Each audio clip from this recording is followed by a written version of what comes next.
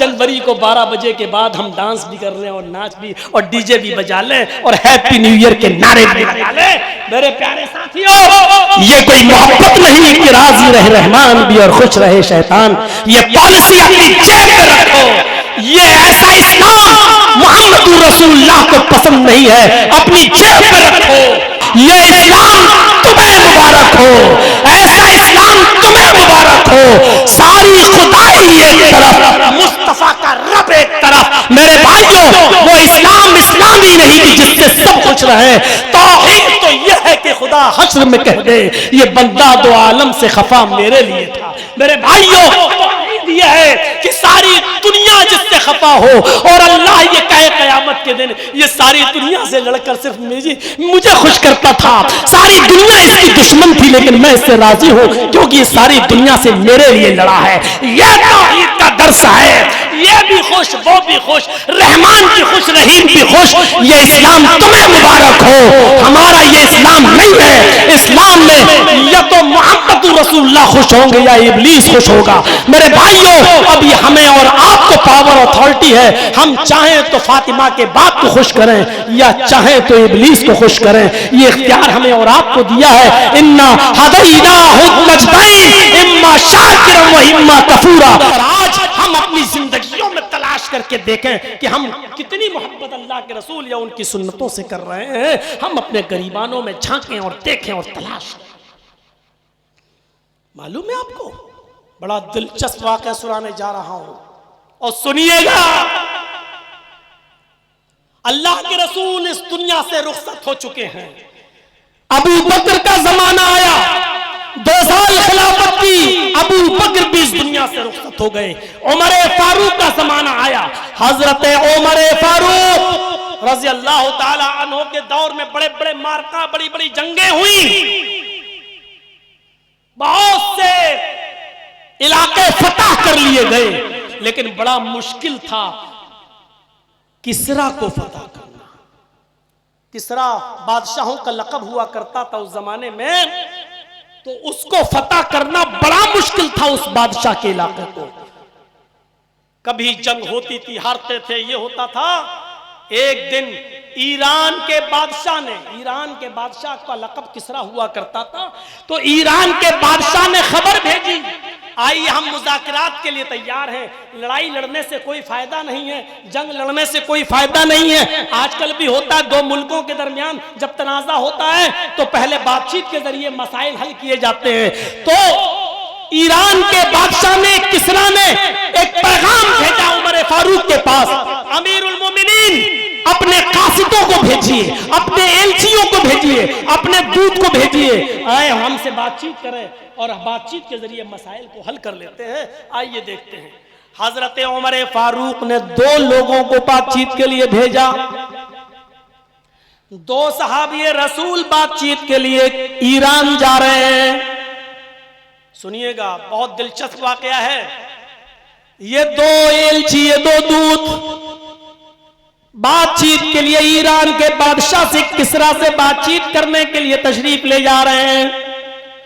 एक का नाम है रुबी इब्न आमिर, एक का नाम है रुबी इब्न आमिर और एक का नाम है हुज़ैफा इब्न यमान।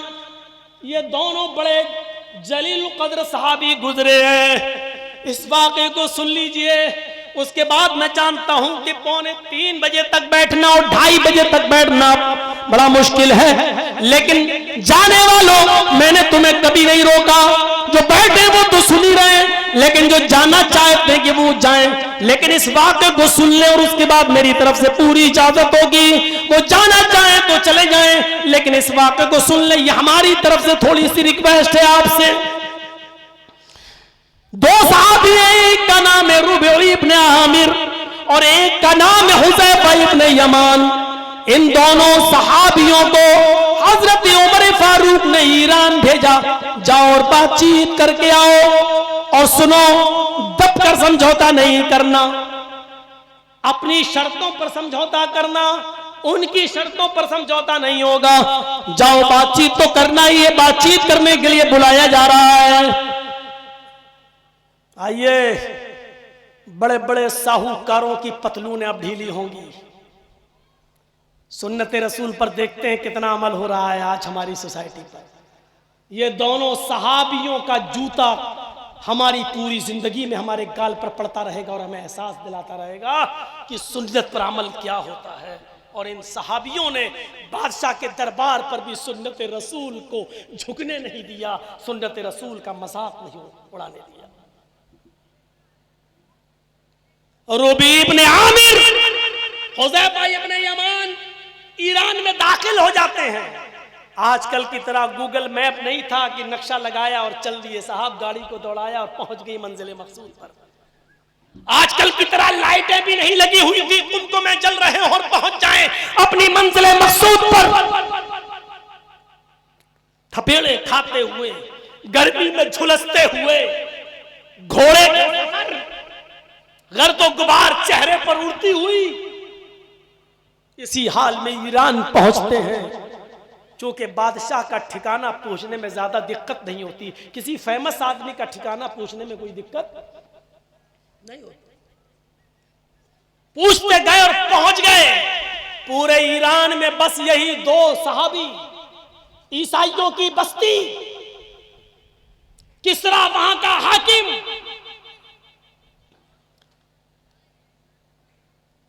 जैसे ही किसरा के दरबार में पहुंचते हैं, दरवाजे पर गार्ड खड़ा हुआ है, दरबारी खड़ा हुआ है। इन दोनों को अंदर जाने से रोकता है। कौन हो? इन दोनों ने जवाब दिया, मैं हजरत उमर फारूक का भेजा हुआ दूत हूं, एलची हूं, कासिद हूं।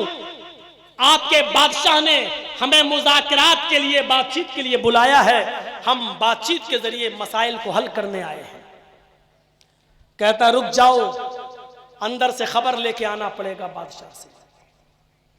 गया और 2 कपड़े लेकर आया। कहने लगा कि हां, इजाजत तो मिल गई किसरा की तरफ से, लेकिन हमारे दरबार में दाखिल होने के कुछ उसूल हैं, कुछ ज़ाब्ते हैं। हमारे बादशाह से, किसरा से मिलने के लिए यहां का शाही लिबास पहनना पड़ता है। तुम अपने फटे पुराने कपड़े पहनकर किसरा के दरबार में दाखिल नहीं हो सकते। होता है, हॉस्पिटल की ड्रेस अलग होती है, ट्रेन में टीटी की ड्रेस अलग होती है, कोर्ट में वकीलों की ड्रेस अलग होती है। ऐसे ही बादशाह से मिलने के लिए, किसरा से मिलने के लिए किसरा ने भी अपनी एक ड्रेस बनाई थी कि जो भी हमसे मिलेगा तो हमारी मुतय्यन करदा ड्रेस पहनेगा, उस ड्रेस में ही वो हमसे मिल सकता है। होता हर जगह का उसूल। रबी इब्ने आमिर ने और हुज़ैफा इब्ने यमान ने उस ड्रेस को लेने से इनकार कर दिया और फरमाया कि सुनो, अपने बादशाह से, किसरा से कह दो कि मैं जो कपड़े पहन कर आया हूं, मैं उन्हीं कपड़ों में तुमसे मुलाकात करूंगा। मुझे तुम्हारा दिया हुआ लिबास बिल्कुल पसंद नहीं है, मुझे तुम्हारा शाही लिबास नहीं पहनना है। मैं वही लिबास पहनता हूं जो हमारे नबी जनाब मोहम्मद रसूलुल्लाह सल्लल्लाहु अलैहि वसल्लम ने मुतय्यन किया है, हमें बताया है। और हम अपने ड्रेस में, अपने लिबास के अंदर अंदर जाएंगे। अपने बादशाह से पूछ कर आओ। अच्छा, ये गार्ड, ये दरबारी फिर अंदर जाता है और उसने कहा, ऐसा ऐसा जवाब दिया गया। किसरा ने कहा उनको अंदर आने दो, अगर बातचीत के जरिए मसले हल नहीं किए गए तो मामला बिगड़ जाएगा। उन दोनों को अंदर आने दो। जब गार्ड ये खबर लेकर आ रहा था, उस वक्त हजरत रबी इब्ने आमिर की तलवार का दस्ता ढीला हो गया था। तलवार जिस कपड़े से बंधी हुई थी उसका दस्ता होता नहीं, तलवार का एक दस्ता होता है हाथ, तो वो ढीला हो गया था। तो जैसे टेलर लोगों के पास, दर्जियों के पास कतरने होती है ना, उस कतरन से, उस कपड़े के टुकड़े से वो तलवार का दस्ता बांध रहे थे, ऐसे करके कस रहे थे उसको। दरबारी हंसते हुए कहने लगा, आए उमर फारूक के कासिदो, अपनी टूटी हुई तलवारों से किसरा जीतने का ख्वाब देख रहे हो? इन टूटी हुई तलवारों से ईरान पर हुकूमत करने का ख्वाब देख रहे हो? किस किसरा की ताकत से टकराने का ख्वाब देख रहे हो, इस टूटी हुई तलवार से तुम किसरा फतह करने का सपना देख रहे हो। रूबी इब्ने आमिर ने मुस्कुराते हुए उस दरबारी से कहा, अभी तुमने उमर फारूक के साथी मोहम्मद के दीवाने की तलवार देखी है, तलवार चलाने वाला कहां देखा है। अगर यकीन नहीं आता है तो आए दरबारी तेरे पास जो सबसे मजबूत ढाल हो, जिससे तुम अपने वार को, तलवार के वार को रोकते हो, जो सबसे मजबूत ढाल हो उसको लेकर मेरे सामने आओ और खड़े हो जाओ। दरबारी ने कहा अच्छा रुक जाओ, मैं लेके आता हूं। सबसे मजबूत ढाल लेकर आया, जिसको बड़ी से बड़ी मजबूत तलवार उसको कुछ नहीं कर सकती थी, इतनी मजबूत ढाल लेकर आया और लेकर खड़ा हो गया। आए रूबी, लो मैं लेकर खड़ा हो गया हूं, देखो इस तलवार को काट, इस ढाल को दिखाकर काट कर दिखाओ। हजरत रूबी ने उस कतरन से, उस कपड़े के टुकड़े से तलवार के दस्ते को बांधा और फिर हवा में तलवार लहराई और इतनी जोर से उस मजबूत ढाल के ऊपर वार किया कि ढाल बीच से कट कर दो टुकड़े हो गई। दरबारी भागते हुए अंदर गया और कहने लगा, आए किसरा, आए बादशाह सलामत, अल्लाह जाने ये कौन सी मखलूक तशरीफ लाई है, ये कौन से मोहम्मद के दीवाने आ गए हैं। हमारी सबसे मजबूत ढाल भी इनकी टूटी हुई तलवारों का मुकाबला न कर सकी और वो टुकड़े टुकड़े हो गई। किसरा ने कहा, तुम्हें उनके जौहर देखने के लिए किसने कहा था? हम तो पहले ही जानते हैं कि ये सरों पर कफन बांधने वाली कौम है, इसीलिए तो मैंने मुज़ाकरात के लिए बुलाया है। अरे जल्दी से उनको अंदर भेजो। दरबारी आया और कहने लगा जाओ। कहते नहीं, अरे बाबा जाओ यार, तुम अपने ही कपड़ों में जाओ, जाओ बादशाह ने मंजूर कर लिया है, जाओ इन्हीं कपड़ों में जाओ। चले गए। फटे पुराने कपड़े, गर्दो गुबार, कई दिनों का सफर घोड़े का। आजकल एसी ट्रेनों का और एसी 4 व्हीलर नहीं थी, घोड़े पर भी बैठ के सफर कर रहे हैं तो घोड़े के टापों से और ठोकरों से उड़ने वाली धूल कपड़ों पे आ रही है। बड़ा गंदा हाल, चेहरे पर मिट्टी लगी हुई।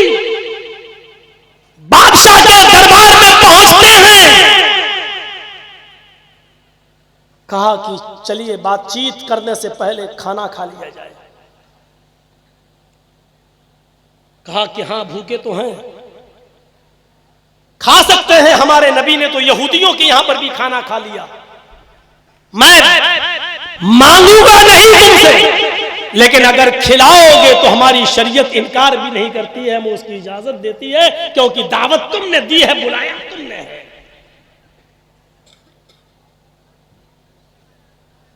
कहा लेकिन बातचीत यहां होगी। कहा कि कहां होगी, हमें वो रूम दिखा दो अपना। बादशाह बातचीत के रूम में लेकर गया, वहीं पर दस्तरखान बिछा हुआ था और खाना लगा हुआ था। वहीं पर एक तख्त बिछा हुआ था, बादशाह उस तख्त पर बैठ गया। हुज़ैफा इब्न यमान ने फरमाया कि आए किसरा, तुम तख्त पर बैठे हो, बातचीत कैसी होगी, मुझे कहां बैठना है? किसरा ने कहा, आए हुज़ैफा, हमारे दरबार में आने का एक उसूल है, मैं इस इलाके का बादशाह हूं, मैं किसरा हूं, हाकिम हूं। हाकिम तख्त पर बैठता है और मैं जिससे बात करता हूं वो मेरे सामने खड़े होकर गुफ्तगू करता है। तुम्हें मेरे सामने खड़ा होना पड़ेगा, मुझे इस तख्त पर बैठना है और तुम खड़े होकर मुझसे गुफ्तगू करोगे, क्योंकि मैं इस इलाके का बादशाह हूं। हुज़ैफा इब्न यमान ने फरमाया, आए किसरा, मुझे तुम्हारी ये शर्त मंजूर नहीं है। अगर तुम तख्त पर बैठते हो तो मैं भी तुम्हारे साथ तख्त पर बैठकर गुफ्तगू करूंगा, अगर तुम जमीन पर बैठोगे तो मैं भी तुम्हारे साथ जमीन पर बैठकर गुफ्तगू करूंगा। आपने बातचीत के लिए मुझे बुलाया है, तुम किसरा किसरा का बादशाह माना ही नहीं है, हमें तो पूरा ईरान चाहिए, हमने तो तुम्हें किसरा का बादशाह माना ही नहीं है। बातचीत करना है, मुज़ाकरात के जरिए मसला हल करना है, तो फिर तुम जहां बैठोगे वहीं मैं बैठूंगा, तुम खड़े होकर गुफ्तगू करोगे तो मैं भी खड़े होकर गुफ्तगू करूंगा। बोलो तुम्हें मेरी शर्त मंजूर है या नहीं?